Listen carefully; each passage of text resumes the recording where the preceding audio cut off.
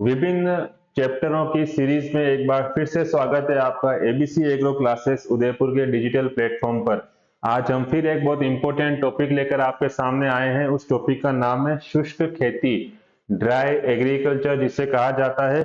12th point of view से ये बहुत इंपॉर्टेंट टॉपिक है और इसमें कुछ कंसेप्ट ऐसे आते हैं जिसके क्वेश्चन हर कॉम्पिटिटिव एग्जाम में पूछे जाते हैं। चलिए स्टार्ट करते हैं। शुष्क खेती। शुष्क खेती की जब हम बात करते हैं, ड्राई एग्रीकल्चर की जब हम बात करते हैं, तो पहला क्वेश्चन बनता है कि इसकी परिभाषा क्या है। तो इसकी परिभाषा को देखिएगा आप। इसकी परिभाषा इस तरह से है जो सामने लिखी हुई है, देखिएगा। शुष्क और अर्ध शुष्क क्षेत्रों में जहां वाष्पीकरण की मात्रा वर्षा से प्राप्त जल की मात्रा से अधिक हो, इसको समझिएगा आप।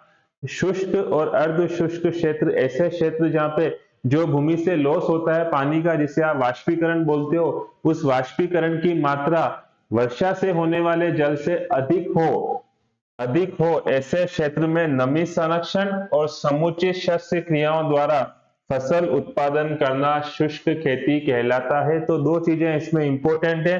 वो दो चीजें इंपॉर्टेंट कौन कौन सी, देखिएगा। एक तो नमी संरक्षण, जो नमी है उस नमी को बचा के रखो, मॉइस्चर को कंजर्वेशन करना, मॉइस्चर कंजर्व करना, नमी का संरक्षण करना। और उसके बाद में समुचित शस्य क्रियाओं, एग्रोनॉमिकल प्रैक्टिसेस का उपयोग कर कर खेती करने को हम क्या बोलेंगे, शुष्क खेती कहेंगे। तो याद रखिएगा, हमको सबसे पहला पॉइंट ये पता होना चाहिए, शुष्क और अर्ध शुष्क क्षेत्रों में जहां पर वाष्पीकरण की मात्रा वर्षा के जल से अधिक हो, उन स्थानों पर एक तो नमी को कंजर्व कर लीजिए और समुचित शस्य क्रियाओं का प्रयोग करके जब हम खेती करते हैं उसे कहा जाता है शुष्क खेती, ड्राई एग्रीकल्चर। ये आपको पता होना चाहिए, ठीक है। नेक्स्ट देखिएगा। शुष्क भूमि में, शुष्क कृषि में फसल के सिद्धांत क्या होंगे, फसल प्रबंधन के सिद्धांत क्या होंगे। शुष्क खेती जिसमें वाष्पीकरण ज्यादा होता है, बारिश के कारण पानी से ज्यादा होता है, वहां पे नमी को संरक्षित कर कर समुचित शस्य क्रियाओं का प्रयोग करना। उसके सिद्धांत देखिए। सबसे पहले आप ऐसी फसल का चुनाव कीजिए जिसको पानी की कम आवश्यकता हो और जल्दी पककर तैयार हो जाए, जल्दी पककर तैयार हो जाए।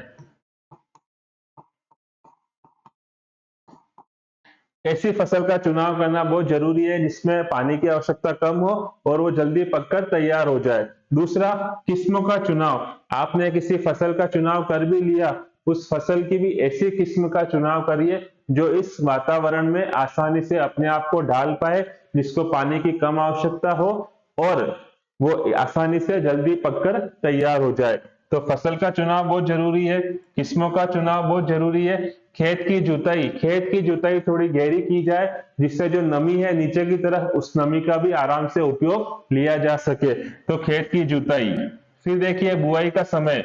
आप बुआई का समय, टाइम ऑफ सोइंग, इस तरह से रखिए कि फसल को पानी की जितनी आवश्यकता है उसका अधिक से अधिक उपयोग हो पाए और उसका उचित रूप से हम उसकी हार्वेस्टिंग भी समय पर कर पाए। तो बुआई का समय पता होना चाहिए। नेक्स्ट है खाद और उर्वरकों का सही समय पर उपयोग। जिस समय एग्जैक्ट खाद की आवश्यकता है, उर्वरकों की आवश्यकता है, उसी समय खाद और उर्वरक खेत के अंदर डाल दी जाए, उनको उपलब्ध करा दी जाए।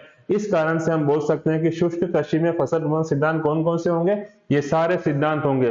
फसल का चुनाव, किस्मों का चुनाव, खेत की जुताई, बुआई का समय और खाद और उर्वरकों का सही समय पर उपयोग करना। नेक्स्ट देखिएगा। फसल चक्र, एक इंपॉर्टेंट शब्द आता है फसल चक्र। क्रॉप रोटेशन जिसे कहा जाता है, क्रॉप रोटेशन। क्रॉप रोटेशन सामान्य भाषा में इसे कहा जाता है फसलों को बदल बदल कर बोना, फसलों को अदल बदल कर बोना। लेकिन अगर आप इसकी एग्जैक्ट परिभाषा देखें तो देखिएगा, किसी निश्चित क्षेत्र में निश्चित अवधि में फसलों को अदल बदल कर बोना, किसी निश्चित क्षेत्र में निश्चित अवधि में फसलों को बदल बदल कर बोना, जिससे क्या हो, जिससे फसलों की अधिक पैदावार प्राप्त हो सके और भूमि की उर्वरा शक्ति भी बनी रहे, इसे कहा जाता है फसल चक्र। तो फसल चक्र की अगर आपसे परिभाषा पूछे तो वो परिभाषा लिखी हुई है आपके सामने। किसी निश्चित क्षेत्र में किसी निश्चित अवधि में फसलों को अदल बदल कर बोना। इससे होगा क्या, फायदा क्या है? इससे ये होगा फसलों की अधिक पैदावार प्राप्त हो सकेगी और भूमि की जो उर्वरा शक्ति है वो भी बनी रहेगी, मेंटेन रहेगी। इसे कहा जाता है फसल चक्र, क्रॉप रोटेशन। देखिए, फसल चक्र के भी कुछ लाभ होते हैं, तभी हम इसका उपयोग करते हैं। तो फसल चक्र के लाभ देखिएगा, सबसे पहला तो आपको मैंने परिभाषा में बताया था, मृदा उर्वरकता में वृद्धि, तो मृदा उर्वरकता में वृद्धि हो जाती है।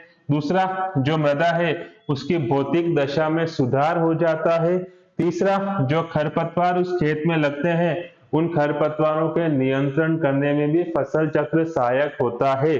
फिर देखिए, किसान की आर्थिक दशा में सुधार, अगर आप फसलों का क्रॉप रोटेशन अच्छी तरीके से करेंगे तो किसान को आर्थिक रूप से लाभ होगा, तो ये भी इसका एक बेनिफिट है फसल चक्र का। और देखिएगा, किसान की घरेलू आवश्यकताओं की पूर्ति, आपने फसल चक्र में कुछ ऐसी फसलों का उपयोग या यूज कर लिया जो किसान की घरेलू आवश्यकताओं को पूर्ण कर सकती है। इस कारण से हम बोल सकते हैं कि फसल चक्र के लाभ में ये भी एक लाभ आता है, मृदा उर्वरकता में वृद्धि, भौतिक दशा में सुधार, खरपतवार नियंत्रण में सहायक, किसान की आर्थिक दशा में सुधार करते हैं और किसान की घरेलू आवश्यकताओं की पूर्ति की जाती है।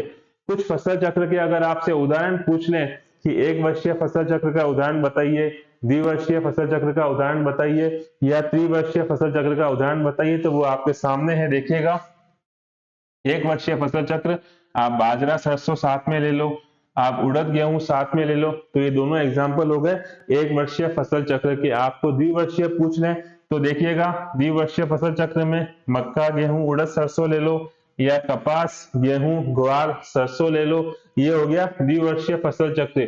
और आपको त्रिवर्षीय फसल चक्र पूछे तो देखिएगा, त्रिवर्षीय फसल चक्र में मक्का गन्ना धान गेहूं ले लिया आपने, या कपास मेथी गन्ना धान। इस तरह से अगर आपसे कभी क्वेश्चन पूछ लें कि एक वर्षीय फसल चक्र के उदाहरण बताइए, द्विवर्षीय के उदाहरण बताइए या त्रिवर्षीय फसल चक्र के उदाहरण बताइए, तो ये रहे आपके सामने एक वर्षीय, द्विवर्षीय और त्रिवर्षीय फसल चक्र के कुछ महत्वपूर्ण उदाहरण।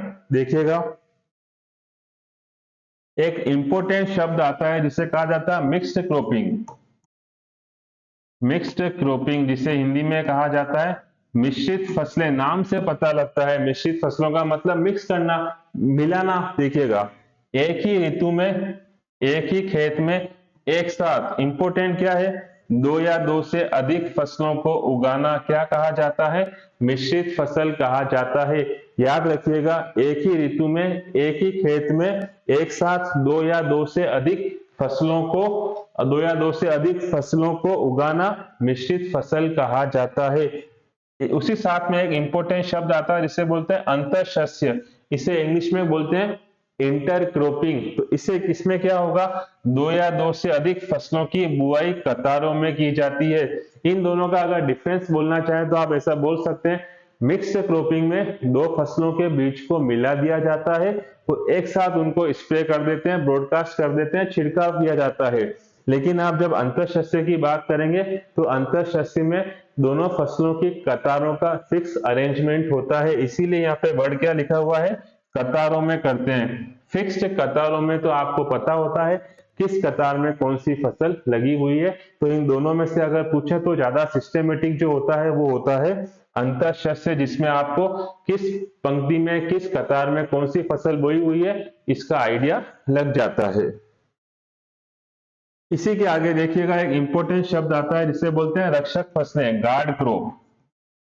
गार्ड क्रॉप, कीट फसलों को कीट या रोगों से बचाने के लिए जो मुख्य फसल होती है जिसे हम बिल्कुल केंद्र में लगाते हैं, उसके चारों ओर मुख्य फसल की सुरक्षा के लिए उसके चारों ओर कुछ गौण फसलों के पौधे लगा दिए जाते हैं। उससे ये होता है कि जो कीट आपकी मुख्य फसल पे अटैक कर रहा है उसको दूसरा सब्स्टिट्यूट वहां मिल जाता है, तो वो मुख्य फसल को छोड़कर जो गौण फसलें लगी हुई है उस पर अटैक कर देता है और आपकी मुख्य फसल की क्या हो जाती है, सुरक्षा हो जाती है। तो ये गार्ड करना हो गया, इसीलिए इसका नाम क्या है, रक्षक फसलें कहा जाता है। उदाहरण देखिएगा, सोयाबीन के चारों ओर मक्का को बो देना। इससे अगर कोई कीट सोयाबीन पर अटैक करने जा रहा है तो वो पहले मक्का पे अटैक करेगा और आपकी मुख्य फसल जो है सोयाबीन वो बच जाएगी, इसे कहा जाता है रक्षक फसलें। नेक्स्ट देखिएगा, इसी के साथ एक नया नाम आता है जिसे बोलते हैं अविराम खेती, जिसका दूसरा नाम है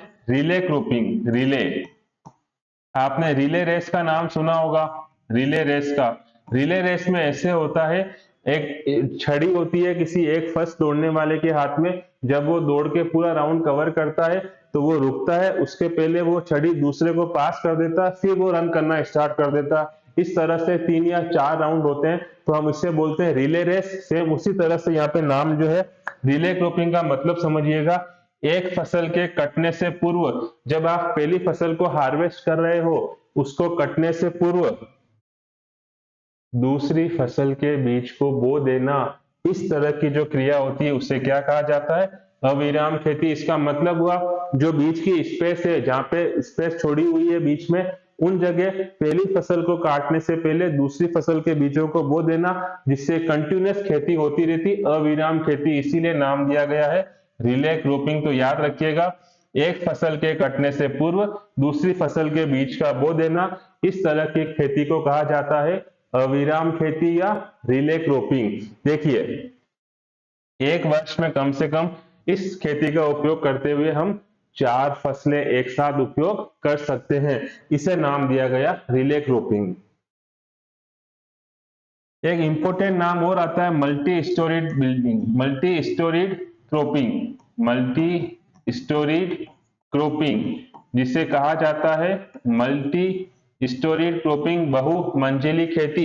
बहुमंजिली खेती का मतलब है आप एक ही खेत में अलग अलग ऊंचाई वाली फसलों को लगाते हैं, जिससे दूर से देखने पर आपको वो मंजिल जैसा नजर आता है। सपोज जैसे बात करें चना, गेहूं और गन्ना, सपोज उदाहरण के लिए समझा रहा हूं, चना, गेहूं और सरसों तीनों की हाइट अलग अलग है, चना, गेहूं और गन्ना। तो जब आप दूर से देखते हो तो आपको एक ही खेत में अलग अलग ऊंचाई वाली फसलों को बो देना, इसे क्या कहा जाता है? बहुमंजिली खेती कहा जाता है।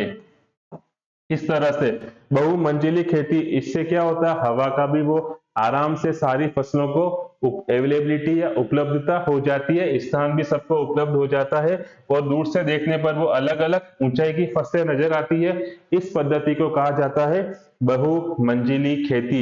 एक ही खेत में अलग अलग ऊंचाई वाली फसलों को बो देना, इसे कहा जाता है बहुमंजिली खेती। फिर देखिए, एक बहुत इंपॉर्टेंट नाम आता है जिसे बोलते हैं टिल्लेज। ये आप सब जानते हैं, टिल्लेज। टिल्लेज को हिंदी में कहा जाता है भू परिष्करण। इसके जो फादर हैं, फादर ऑफ टिल्लेज कहा जाता है, एक साइंटिस्ट थे जेथरो टूल, जिन्होंने सर्वप्रथम इसके बारे में बात करी थी, वैज्ञानिक रूप से बात करी थी, इसीलिए इनको जेथरो टूल को भू परिष्करण का फादर कहा जाता है, फादर ऑफ टिल्लेज। इसकी डेफिनेशन देखिएगा, भूमि में फसलों की वृद्धि के लिए, भूमि में फसलों की वृद्धि के लिए अनुकूल भौतिक स्थिति पैदा करने की क्रिया को भू परिष्करण कहा जाता है। इसकी परिभाषा एग्जैक्ट है कि भूमि में फसलों की वृद्धि के लिए, फसलों की वृद्धि के लिए जो अनुकूल कंडीशन है, अनुकूल भौतिक स्थिति है, उन सारी क्रियाओं को पैदा करने के प्रोसेस को क्या कहा जाता है? तो आपका आंसर हो जाएगा परिष्करण, भू परिष्करण। नेक्स्ट देखिएगा, इसका मुख्य उद्देश्य क्या है? इसका मुख्य उद्देश्य परिभाषा में लिखा हुआ है, मृदा की भौतिक दशा में सुधार लाना। मृदा की भौतिक दशा में आप किस भी भौतिक तरीके से सुधार ला रहे हो, उन सब क्रियाओं को एक साथ मिलकर हम क्या नाम देंगे? भू परिष्करण। भूमि में फसलों की वृद्धि के लिए अनुकूल भौतिक स्थिति पैदा करने की सारी क्रियाओं को एक साथ मिलाकर हम क्या बोलेंगे? भू परिष्करण। और इसका मुख्य उद्देश्य क्या है? मृदा की भौतिक दशा में सुधार करना। भू परिष्करण जो होता है वो 2 तरह का होता है, प्राथमिक भू परिष्करण और द्वितीयक भू परिष्करण। प्राथमिक भू परिष्करण देखिएगा, बीज बोने से पूर्व की जाने वाली सभी क्रियाएं, आप जब खेत में बीज बोने जा रहे हो उसके पहले खेत की जो भी तैयारी आप करते हो, उन सबको एक साथ मिलाकर हम क्या बोलते हैं? प्राथमिक भू परिष्करण। बीज बोने से पूर्व की जाने वाली क्रियाओं को प्राथमिक भू परिष्करण कहा जाता है। अगर आपसे उदाहरण पूछे कि क्या क्या शामिल हो सकता है, तो देखिएगा, खेत की जुताई करना, प्लोइंग, ढेले तोड़ना, जो ढेले होते हैं मिट्टी के बड़े बड़े, उसको तोड़ना, और भूमि को समतल करना, ये सब के सब किसके एग्जाम्पल है? प्राथमिक भू परिष्करण क्रियाओं के। तो याद रखिएगा, बीज बोने से पहले की सब क्रियाओं को एक ही नाम बोलेंगे, प्राथमिक भू परिष्करण। दूसरा वर्ड आता है द्वितीयक भू परिष्करण, सेकेंडरी। देखिए, बीज बोने से पहले की सारी क्रियाओं को आपने प्राथमिक बोल दिया, तो जब बीज बोलोगे, बीज बोने के बाद की जो सारी क्रियाएं होगी उसे हम क्या बोलेंगे, सेकेंडरी भू परिष्करण या द्वितीयक भू परिष्करण। देखिएगा, खेत में बीज की बुआई के बाद जो भी क्रियाएं की जाती हैं उन सब क्रियाओं को द्वितीयक भू परिष्करण कहा जाता है। तो एक लाइन में हम ऐसे बोल सकते हैं, बीज बोने से पहले प्राथमिक भू परिष्करण, बीज बोने के बाद द्वितीयक भू परिष्करण। और इसके उदाहरण देखिए, अगर खेत में अधिक पौधे हैं तो पौधों को कम करना भी द्वितीयक भू परिष्करण का उदाहरण है, खरपतवारों को बाहर निकालना भी द्वितीयक भू परिष्करण का उदाहरण है, और उर्वरकों को मिलाना भी द्वितीयक भू परिष्करण। तो मैंने आपको बताया, बीज बोने के बाद की सारी क्रियाओं को हम किसमें नाम बोलेंगे, द्वितीयक भू परिष्करण में। प्राथमिक बीज बोने से पहले, द्वितीयक बीज बोने के बाद। अब देखिए, भू परिष्करण में जो यंत्र काम आते हैं वो 4 मुख्य यंत्र काम आते हैं, वो जानते हैं आप। एक देशी हल होता है, एक मिट्टी पलटने वाला हल होता है, एक हैरो होता है, और एक को कल्टीवेटर बोलते हैं। अगर आपसे ऐसा क्वेश्चन पूछ रहे कि भू परिष्करण के यंत्रों के नाम लिखिए, तो ये 4 नाम है, देशी हल, मिट्टी पलटने वाला हल, हैरो और कल्टीवेटर। इनको देखिएगा, देशी हल का मुख्य कार्य क्या होता है, जुताई करना भी होता है और बुआई करना भी होता है। तो अगर आपसे पूछे भू परिष्करण में देशी हल का काम क्या है, जुताई करना और बुआई करना। दूसरा, मिट्टी पलटने वाला जो हल होता है वो क्या करता है, मिट्टी को काट कर पलट देता है, जिससे भूमि समतल भी हो जाती है और उसमें वायु का संचार भी अच्छा हो जाता है। हैरो, हैरो का काम होता है ढेलों को तोड़ना, बड़े बड़े ढेलों को तोड़ना, भूमि को समतल करना और खरपतवारों को हटाना। ये काम होते हैं हैरो इक्विपमेंट के। बहुत सारे हैरो के अलग अलग टाइप्स आते हैं, वो आप देख सकते हैं। और चौथा है कल्टीवेटर। कल्टीवेटर का उपयोग हम कब करते हैं, बीज बोने के बाद उपयोग किया जाता है।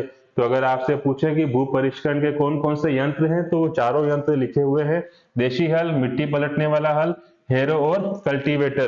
तो इस तरह से हमने आज जो एक टॉपिक कवर करने की ट्राई करी है, उस उम्मीद करता हूं कि आपको ये टॉपिक समझ में आया होगा। अगर आपको पसंद आता है तो आप इसे लाइक सब्सक्राइब कर लीजिएगा, जिससे आगे जो वीडियो आने वाले हैं वो भी आपको रेगुलर मिलते रहे। जुड़े रहिए आपके अपने ABC एग्रो क्लासेस उदयपुर परिवार के साथ। नमस्कार।